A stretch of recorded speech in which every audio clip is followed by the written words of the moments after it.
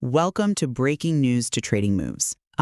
So 96% of retail traders fail to make a living. Yeah, it is a truly staggering reality to confront. It absolutely is. I mean, that means out of every 100 people trading from their home office right now, 96 will eventually lose their capital, blow up their accounts, and just walk away. We are looking at a landscape defined by an extreme attrition rate. Right, the market is incredibly unforgiving. Exactly. So today we are asking a billion-dollar question regarding those 4 surviving traders.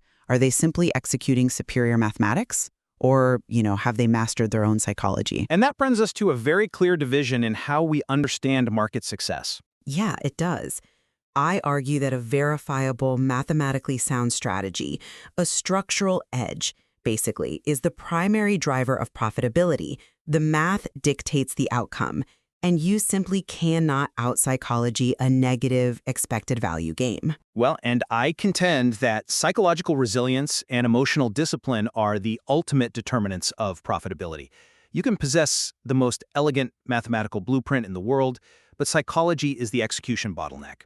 You really think the math is secondary? I think if you cannot control your own mind under pressure, the math becomes entirely useless. You have to survive the psychological test to realize the edge. Well, to see what actually separates the profitable minority from the vast majority, we are going to connect the dots across academic studies of day traders, market data, and the ecosystem of trading educators. Sounds like a solid plan. Yeah, and I will start by laying out my position on the sheer dominance of strategy. In any market environment, structural edge dictates outcomes. We have empirical evidence from an exhaustive 15-year study of the Taiwan Stock Exchange. Right, that is a very famous data set. It is.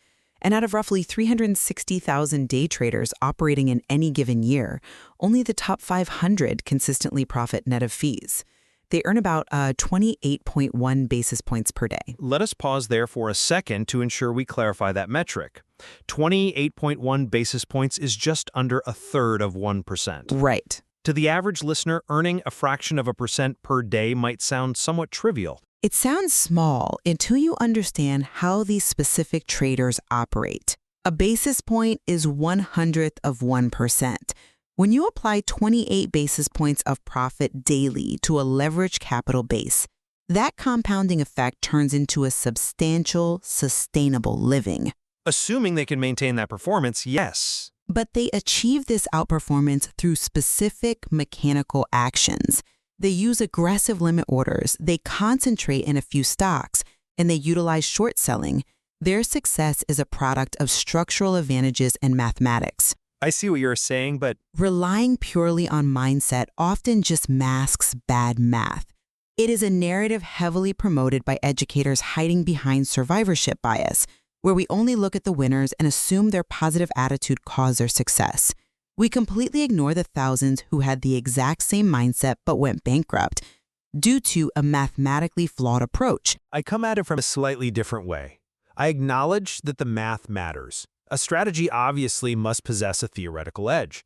But I argue that psychology is what actually determines who survives to realize that edge. How so? Because strategies offering high risk-to-reward ratios are ubiquitous. You can find them available for free on forums and videos everywhere. Yet traders still routinely destroy their portfolios.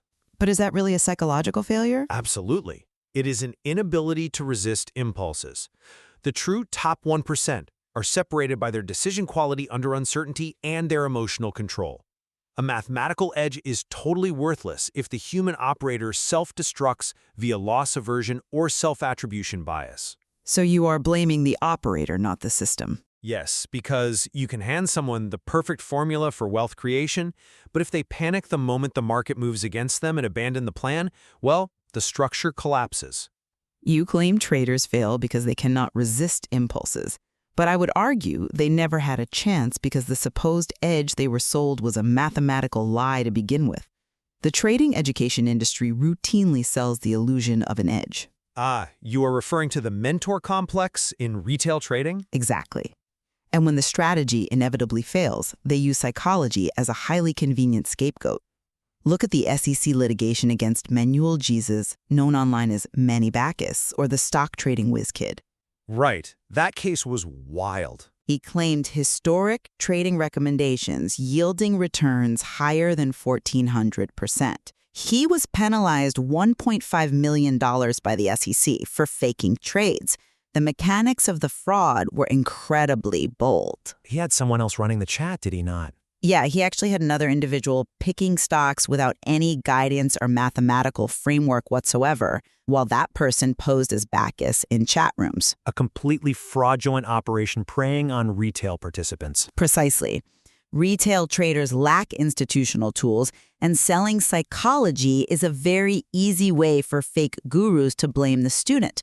When a student loses money following a guru's alerts, the guru says, your mindset was wrong. You lack discipline. You let fear take over. Rather than admitting the alerts were just garbage.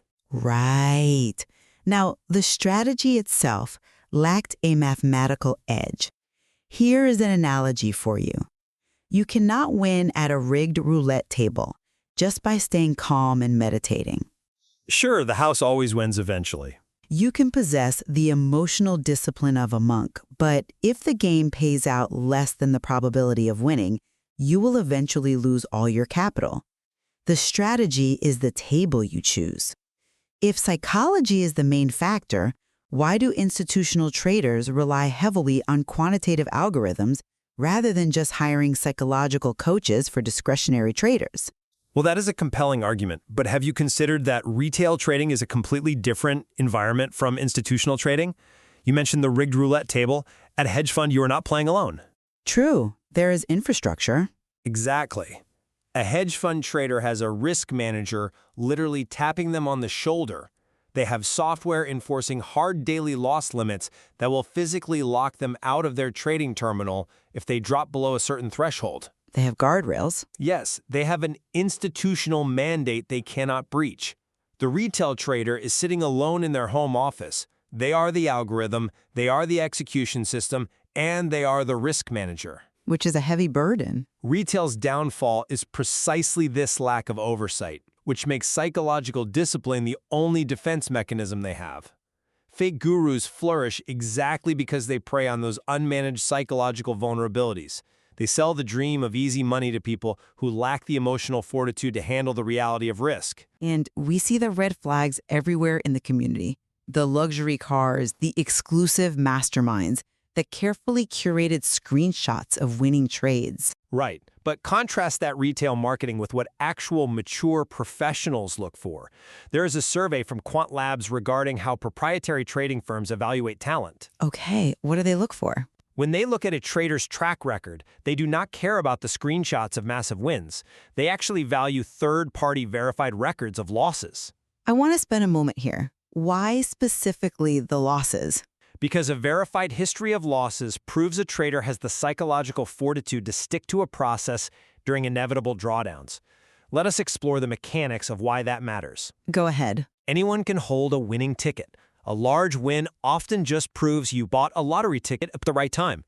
When a retail trader sees a screenshot of a $100,000 profit, it triggers a dopamine rush. It sells hope. But professionals know that is not the whole story.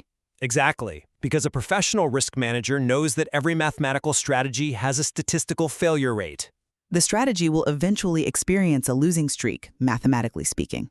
And the real question is, how do you behave when your strategy hits that failure rate? Do you abandon the mathematical plan? Do you double down on your position size out of revenge? So the losses show behavioral control. Yes. A verified losing period, say a 3-month drawdown where the trader consistently lost money but never exceeded their maximum daily loss limit, provides untainted data. It shows that the trader controlled their emotions, mastered their fear, and maintained discipline while under psychological distress. That makes sense. The process of navigating a strategy's breaking points requires immense maturity. The fake gurus hide losses because they know retail traders are biologically averse to pain. Professional traders showcase their drawdowns as proof of mental resilience. That points to a very real distinction in how professionals react to a drawdown. However, we have to look closely at how we interpret the academic data regarding overall profitability, not just the reaction to losing streaks. Fair enough. Let us look at the data. Let us return to the Taiwan Stock Exchange data. This study analyzed day trading from 1992 to 2006.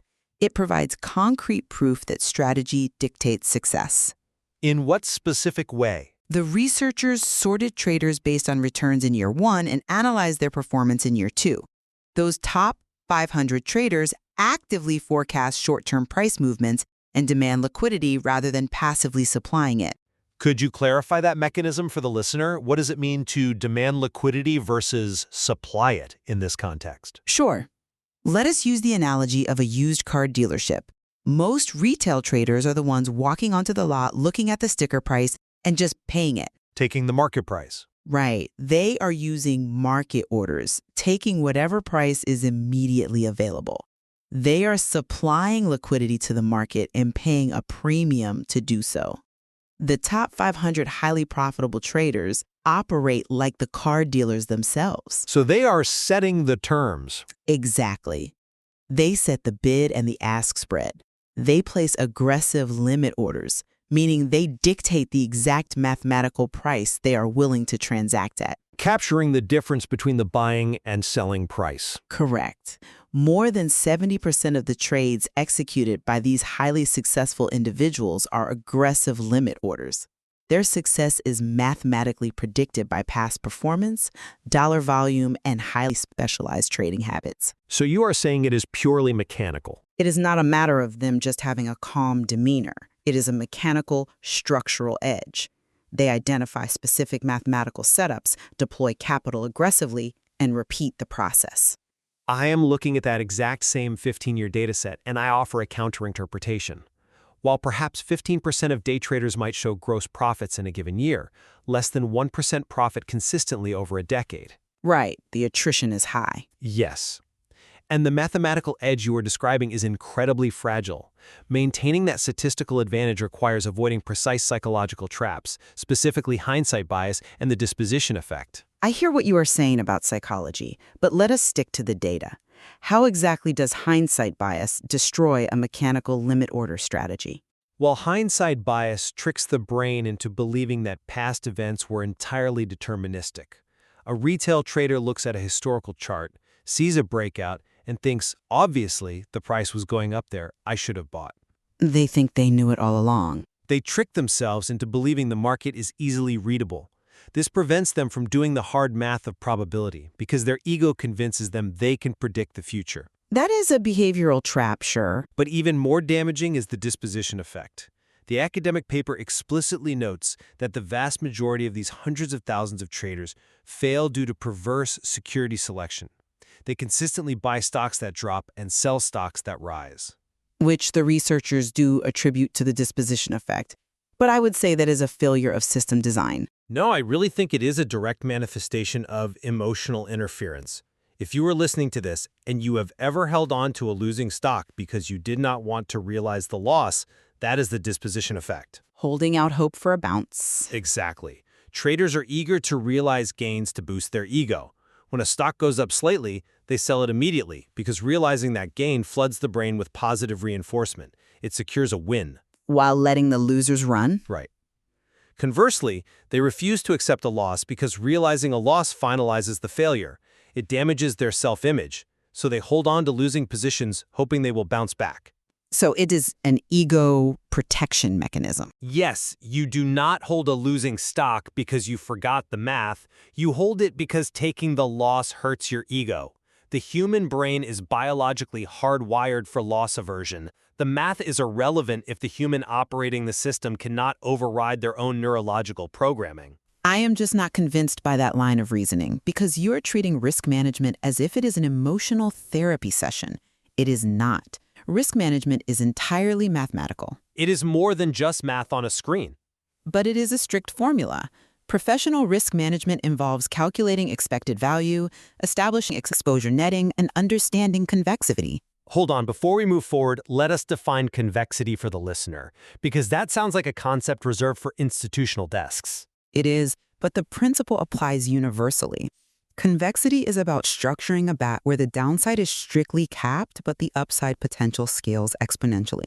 Capping the risk while letting the reward run. You structure the portfolio so that if you are wrong, you only lose a mathematically defined small amount, say $50.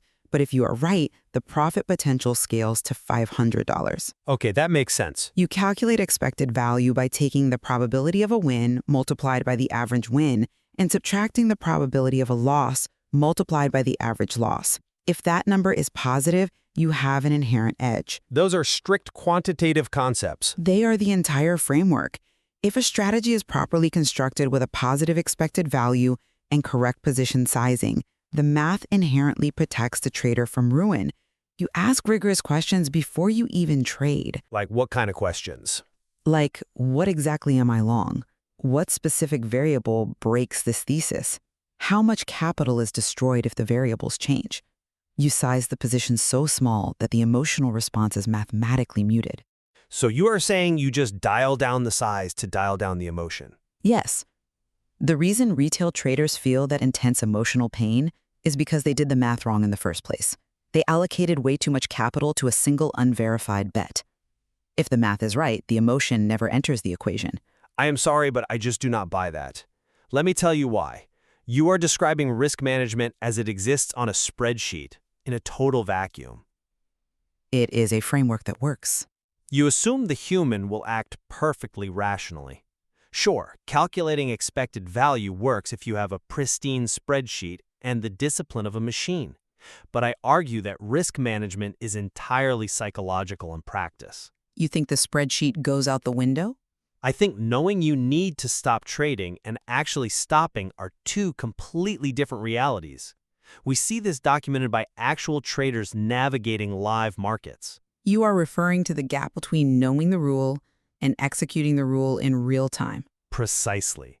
Let us take a practical example of loss aversion in action, stepping away from the spreadsheet. A retail trader buys a stock at $10, anticipating a move to $13 based on their mathematical edge. Okay, standard setup. The math dictates a strict stop loss at $9. The price drops to $7. Instead of cutting losses according to the mathematical plan, the trader's amygdala fires up. They physically feel the stress of a realized loss. So they freeze. Or worse, what do? They buy more out of hope. They average down, tricking themselves into thinking they are getting a bargain. The stock eventually grinds down to $1. But averaging down into a losing position is mathematically disastrous. It destroys the convexity we just discussed. Yes, it destroys the math entirely. But they do not do it because they forgot how to calculate expected value. They do it because of the severe psychological pain of admitting defeat. It is an emotional override. Exactly. It is like being starving, having a meal placed right in front of you, and being told you cannot eat it. The market is the only teacher of this discipline. A mentor cannot teach it, and an equation cannot force a retail trader to obey it if they have the power to manually override their own brokerage platform. That is true. The manual override is always there. Right. Without conquering that internal biological battle, the finest mathematical equation in the world will be overridden by sheer human panic. That is a very pointed argument regarding the manual override. It highlights the explicit vulnerability of the retail environment. However, if we look at how actual professionals handle this vulnerability, they systematically remove the human element. By automating? Yes. They code the algorithm precisely to avoid that $10 to $1 ride. The edge remains the mathematical construct. The psychology is merely the hurdle to implementing it. But again, the retail trader does not have the luxury of removing the human element. The self-attribution bias we see rampant in retail communities prevents them from even accurately assessing their own mathematical edge. Because they credit their genius for wins and blame the market for losses. Exactly. Self-attribution bias is when a trader credits their own sheer genius for a winning trade during a massive bull market, but blames market manipulation, the Federal Reserve, or bad luck for a loss. They cannot evaluate their expected value objectively because their ego distorts the very data they are reviewing. If a trader cannot accurately record their performance without bias, they can never optimize their system. I agree that the distortion of data through self-attribution bias is a massive roadblock. It is a blind spot. This ties directly back to why a transparent, verified process, rather than memory or ego, is so critical. Exactly. And that brings us full circle to why verified losses are the true metric of a professional. Relying on verified data removes the ego from the evaluation process. Well, let us summarize our positions in light of this discussion. My stance remains that while a disciplined mindset is an absolute prerequisite for operating in the financial markets, the core driver of returns must be a rigorously verified, mathematically sound strategy. The blueprint. Right. We see from the empirical data in Taiwan that specific structural actions, like aggressive liquidity demand through limit orders and proper capital allocation, generate consistent basis points of profit over a decade. Without a tangible, quantifiable edge, an individual with perfect psychological control is merely a highly disciplined gambler sitting at a rigged table. The math must come first. In my conclusion is that because any strategy, no matter how theoretically profitable, is ultimately executed by a fallible human being, the ultimate arbiter of success is psychological mastery. The operator behind the machine. Yes, the markets will ruthlessly expose every behavioral flaw a person possesses. The ability to act rationally under uncertainty, to process losses objectively without ego, and to avoid self-destructive behaviors like revenge trading or averaging down is what truly separates the elite minority. You can have the best blueprint in the world, but if the builder panics, the structure fails. We certainly find areas of convergence here. We both agree that connecting a transparent, verified process, one that crucially includes an audited history of how a trader handles losses, with intense personal discipline, is essential for survival in this arena. Absolutely. It is an ongoing pursuit of aligning the cold, hard numbers of probability with the turbulent reality of human emotion. Precisely. Your psychology, your ability to conquer loss aversion and ego, those are the brakes. You need the mathematical edge to move forward, but without the psychological discipline to hit the brakes during a severe drawdown, you are just going to crash the vehicle. Thank you for listening. Keep asking the hard questions, and we will see you next time.